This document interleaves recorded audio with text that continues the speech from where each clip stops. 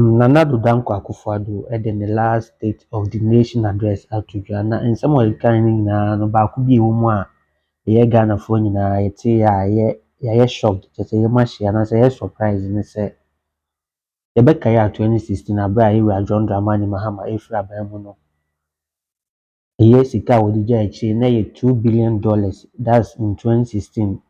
na ye be kai Nana Danko Akufo-Addo be fa ye Ghana kunwa no nsem bebre na sisi ye covid nsensem any Ukraine war ne Russia Ukraine war in December no and then another Danko Akufo-Addo e ko kenkan the last State of the Nation address no wasi waja eye sika waja no wachi eye $8 billion ye be kaya eye Nana Danko Akufo-Addo e be tina kunya so no one for criticize say no say eye sika kwa na say bosia obobo no mamu ano bosia bebrebe kwa ne ode ne nsem betu bia no be so che say eye sika waja na chi ye $8 billion a year, $8 billion.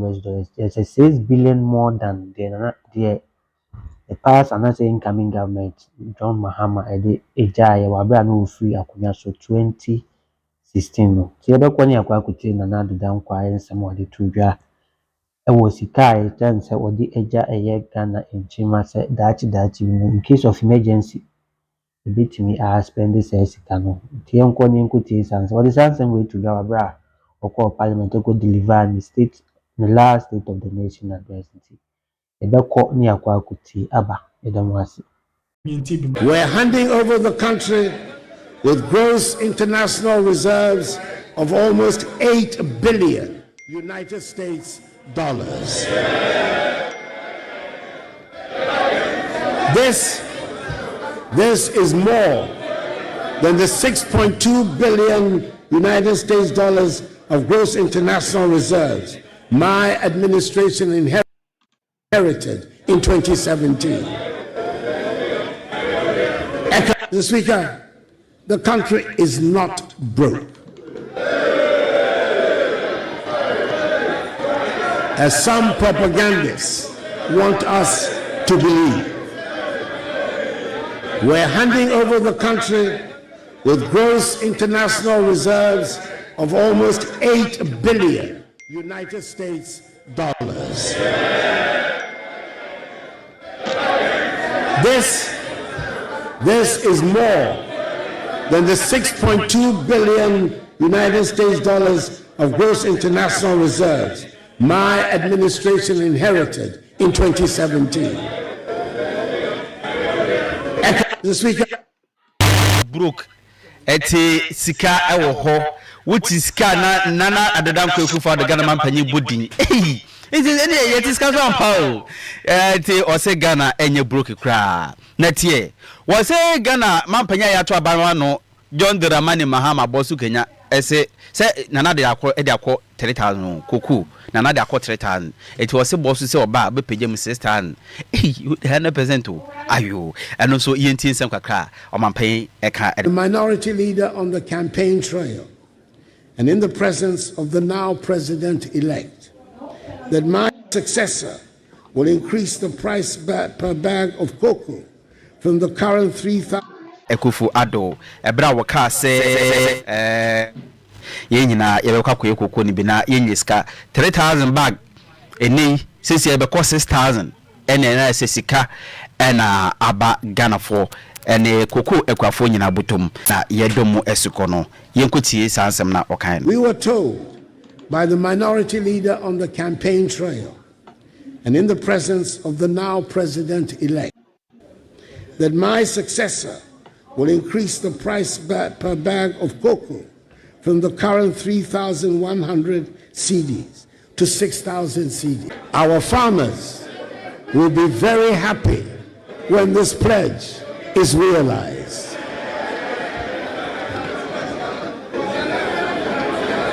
We were told by the minority leader on the campaign trail and in the presence of the now president-elect that my successor will increase the price per bag of cocoa from the current 3,100 cedis to 6,000 cedis.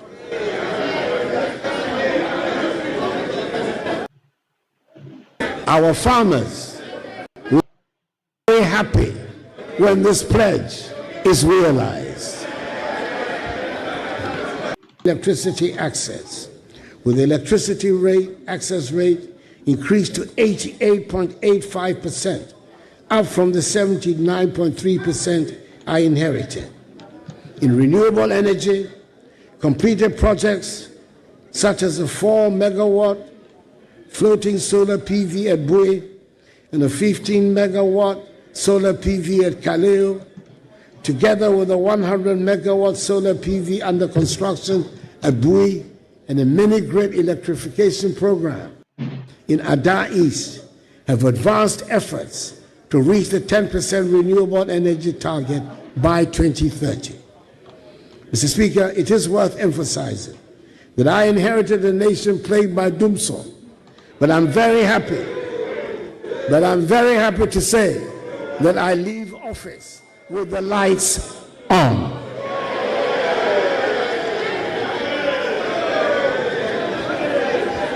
This achievement did not come without its challenges. When my administration assumed office, we inherited an energy sector legacy debt of $2.5 billion United States dollars. The Energy Sector Recovery Program, developed by government and the World Bank, projected that this debt would balloon to a staggering $12.5 billion United States dollars within 5 years if no decisive actions were taken. We knew that such a scenario would cripple the sector, undermine investor confidence, and plunge the nation back into darkness. Mr. Speaker, we got to work immediately. Through tough negotiations with independent power producers, prudent financial management, and targeted interventions, we've been able to stabilize the sector while keeping the lights on. I'm pleased to report that we've kept the energy sector legacy debt to $2.5 billion, the same level we inherited, and have averted the $12.5 billion debt scenario, despite the rising costs of energy production and the global economic challenges that have unfolded during my tenure. Omanpenye Nana Adodankwa Ekufu Addo ena yetino ntino ni last message ode ema Ghana for a State of the Nation address ena ye call ema shebidwomoko tie no abusu wedi ya paprechi ai eti nonum ne fa ebo a ye besan secured a non-permanent seat on the United Nations Security Council for 2 years, allowing us to contribute meaningfully to global peace and security at a time of unparalleled changes. Indeed, it was Ghana that led the Security Council to adopt Security Council Resolution 2667, which provides for the United Nations to pay from assessed contributions 75% of expenses of UN peacekeeping operations in Africa, a matter that had been in controversy and unresolved for several years. Additionally, Ghana witnessed a moment of immense pride when Shirley Ayoko Butchie, a distinguished Ghanaian, was elected as Secretary General of the Commonwealth. The first time a Ghanaian and an African woman has held this esteemed position. I hope the House will join me to extend hearty congratulations to our Foreign Minister, Honorable Shirley Ayoko Butchie.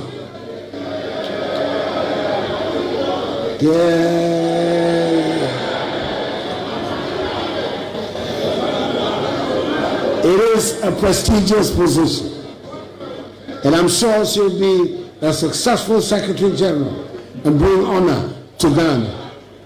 Another feather in the cap of Ghana's recent foreign policy has been the attainment this year of full membership of l'Organisation Internationale de la Francophonie, OIF, of which we have been an associate member for some 18 years. Our country, one of the few to be full members of both the Commonwealth of Nations and La Francophonie, has the opportunity to play a constructive role as a bridge between the Anglophone and Francophone worlds, particularly in Africa, enhancing our influence. These milestones reflect my administration's dedication to advancing Ghana's interests and strengthening our standing in the international community. Mr. Speaker, there is a subject that continues to attract a lot of public discussion, and that is the call by some for a review of the 1992 Constitution, under which we have operated in this Fourth Republic for the past 32 years. Mr. Speaker, there is no perfect constitution anywhere in the world, and with all its shortcomings, I would say that this constitution has served us well. It has provided the platform for the longest period of uninterrupted, stable, constitutional democratic governance in our history. A constitution does not cure the irritations of the democratic process. There is no constitution that will satisfy the desires of those who do not believe in the democratic process. I would suggest that in the approach to the calls for a constitutional review, we should be guided by the old saying, festine lente, the Latin adage for hasten slowly. In this spirit, I'll be forwarding the document prepared and submitted to me by the Constitution Review Consultative Committee on proposals for the review of the Constitution, along with the concerns and suggestions raised, to the President-elect for his consideration as he prepares to assume the responsibilities of leadership. Mr. Speaker, elections are the main planks of the democratic structure. We've just had the ninth set of elections since 1992.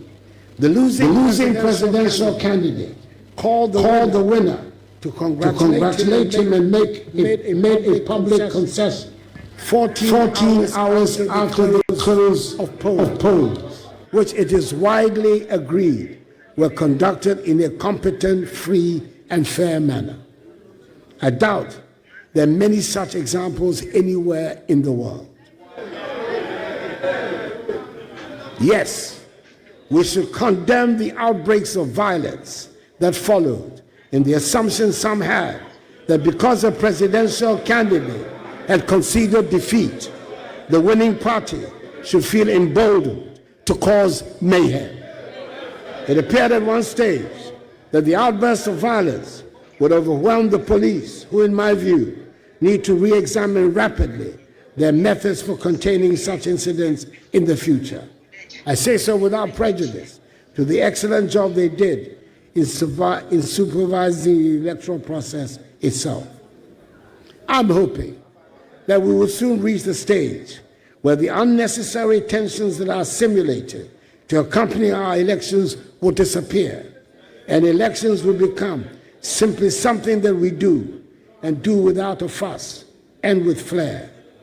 The efficient, praiseworthy manner in which the Jean Mensa-led Electoral Commission has conducted the past two elections of 2020 and 2024, despite their challenges, is a significant contribution to this end. Mr. Speaker, I would like to take the opportunity of this august podium to congratulate again my friend, with whom I came into Parliament together for the first time in 1997, President-elect John Mahama.